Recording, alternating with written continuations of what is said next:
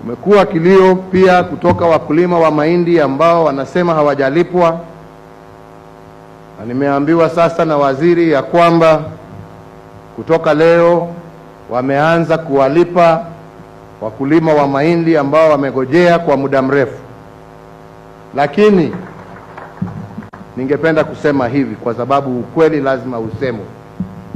Pesa ya kulipa wakulima wa mahindi ilikuwa kwa bajeti yetu ya mwaka uliopita, na tunajua haswa hawa watu wa National Cereals Board badala ya kulipa wakulima wale ambao wametoa jasho yao kwa mashamba yao ndio wapate mahindi wauze waweze kusomesha watoto wao, walienda na wakaanza kulipa matajiri na wengine huko matraders, wakamaliza pesa kwa traders badala ya kulipia ule mkulima ambaye ametoa jasho.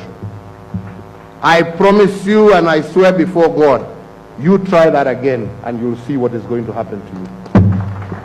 Sisi hatutaki mchezo tena, kwa sababu tumeona yale ambayo mmefanya, na wale ambao walifanya tutawafuata.